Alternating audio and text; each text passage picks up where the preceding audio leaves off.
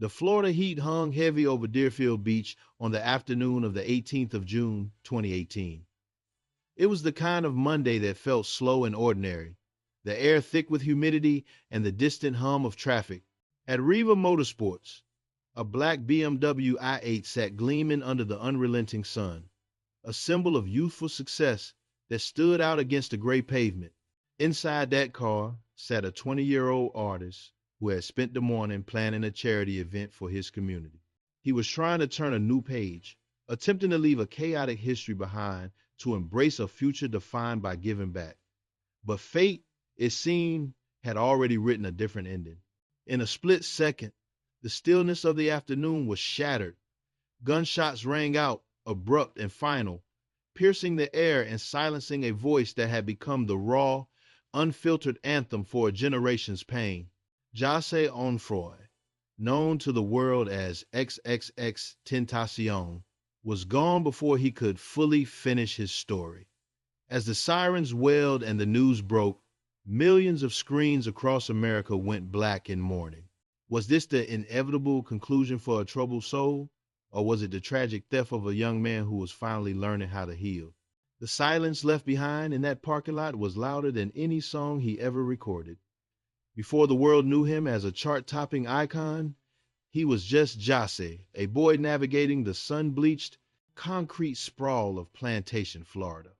This was not the glamorous Miami scene in tourist brochures. It was a place where the humidity trapped the heat, and for some, the hopelessness. His childhood was not painted with the soft strokes of stability. Instead, it was a chaotic canvas of broken homes and absent figures. Raised largely by his grandmother, he learned early on that silence was dangerous, and attention, even the negative kind, was better than being invisible. The rage that would later fuel his most explosive tracks was simmering then, born from a deep-seated loneliness that no amount of acting out could cure. By the time he was a teenager, the juvenile detention centers had become more familiar to him than a classroom. It was within those cold, sterile walls that the transformation began. He wasn't just a bad kid acting out. He was a young soul screaming for an outlet. It was here, amidst the stifling regimentation of a youth correction program, that he met Ski Mask, the slump god. In that unlikely place, a bond was forged not over crimes, but over rhymes.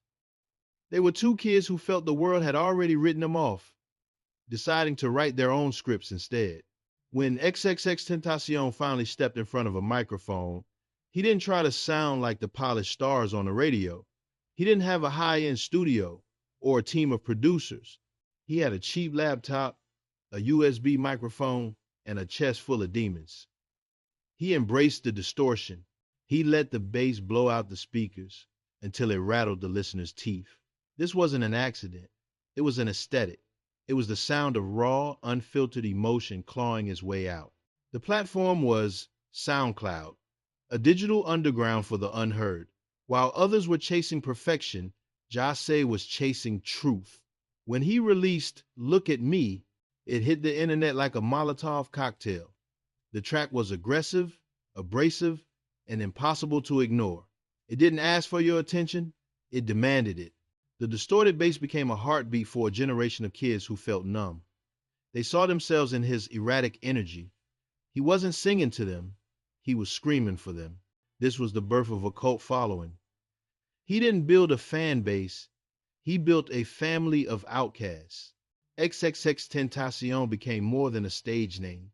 It was a symbol for the numb generation, the kids in bedrooms across America, who felt everything and nothing all at once. He proved that you didn't need a label to be heard. You just needed to bleed your truth into the microphone. But as his streams climbed into the millions, the shadows of his past were growing just as long, threatening to swallow the light he was desperately trying to kindle. If Look at Me was the punch to the jaw that demanded attention, his debut album, 17, was the bruise that followed, aching, tender, and impossibly real. XXXTentacion made a pivot that few saw coming. He traded the distorted bass for acoustic guitars and piano melodies, inviting the world into his fragile mental state. He wasn't trying to be the toughest guy in the room anymore. He was trying to be the most honest.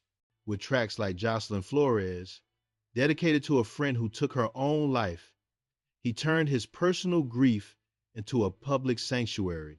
For millions of teenagers across America, he became a therapist they never had, articulating feelings of depression and isolation that society often told them to hide. The numbers were staggering, but they told a deeper story than just sales. When his second studio album debuted at #1 on the Billboard 200, it wasn't just a win for a rapper, it was a victory for the misfits. The lead single, Sad, became an anthem, eventually amassing billions of streams. Think about that for a moment. Billions of times, someone put on headphones, pressed play, and felt a little less alone in the dark. Jahseh Onfroy had tapped into a collective vein of sorrow that the music industry had largely ignored. He proved that vulnerability was not a weakness. In the digital age, it was a superpower. However, this meteoric rise was shadowed by a storm of controversy that could not be silenced. To separate the art from the artist was the challenge XXXTentacion posed to the world. While his voice was angelic on track, the headlines painted a portrait of a demon. Allegations of domestic abuse and violent outbursts followed him like a ghost. He was a polarized figure worshipped by fans as a savior, yet vilified by critics as a menace.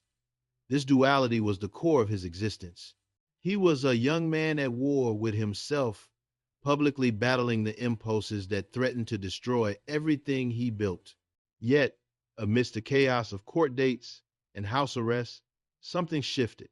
As 2018 unfolded, XXXTentacion began to speak more about evolution than revolution. He started using his platform to preach positivity, urging his fans to create rather than destroy.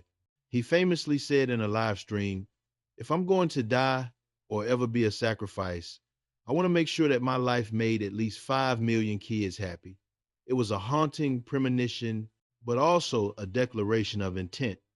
He was no longer just running from his past. He was actively trying to rewrite his future, seeking a redemption that felt just within his grasp.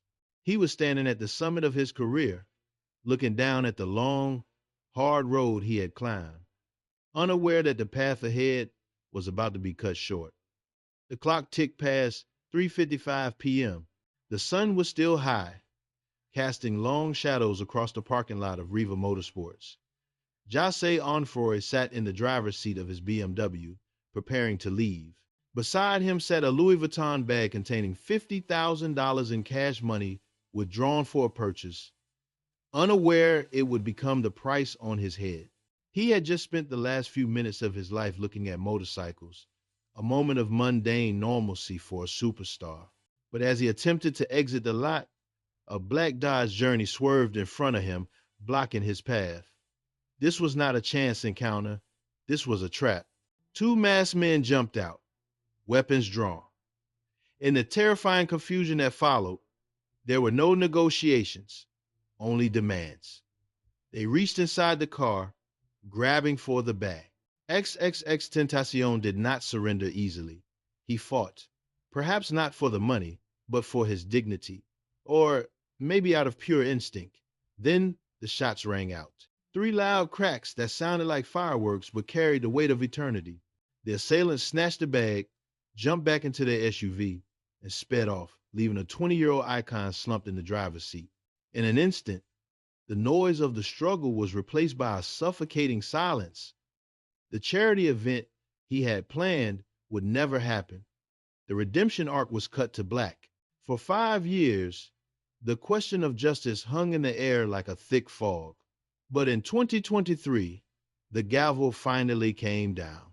The legal system, often slow and grinding, turned its eyes toward the 3 men responsible for extinguishing this bright, chaotic light. Michael Boatwright, the gunman, Trayvon Newsome, the second gunman, and Dedrick Williams, the getaway driver and mastermind.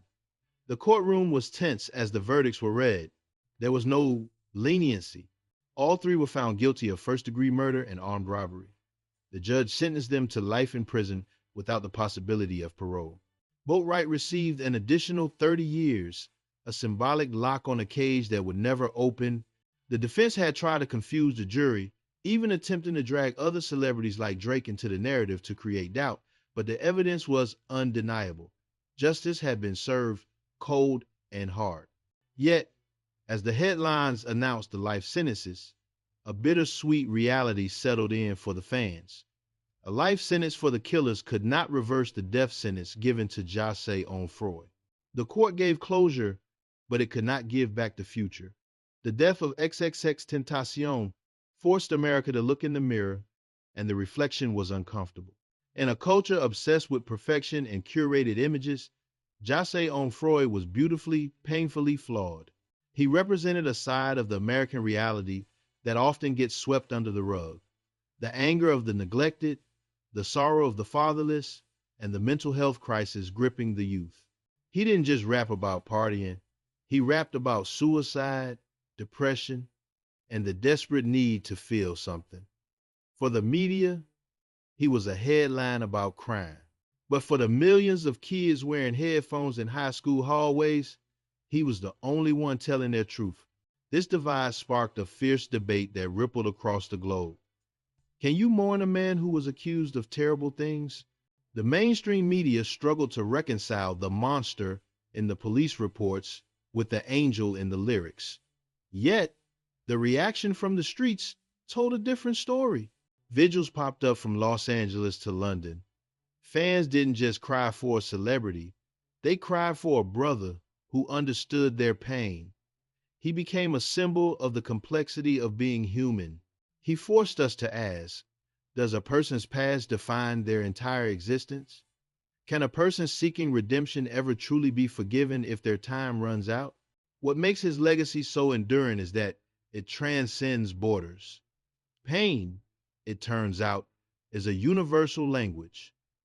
Whether in a suburb in Florida or a city in Europe, loneliness feels the same.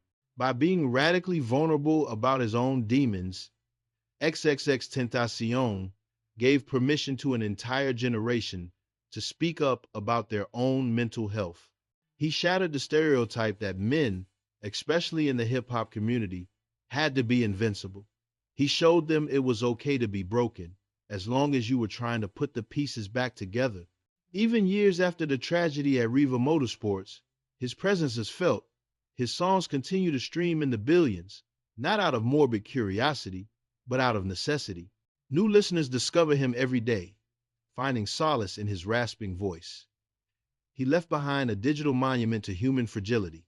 The tragedy of Jahseh Onfroy is not just that he died young, it's that he died right when he was learning how to live. He remains a ghostly reminder that everyone is fighting a battle you know nothing about, and sometimes the people who seem the angriest are the ones crying out the loudest for help. In the end, the story of XXXTentacion is not just about a rapper who died too young. It is a story about the messy, painful, and beautiful process of trying to become a better human being. He was a paradox, a mix of rage and tenderness, violence and benevolence.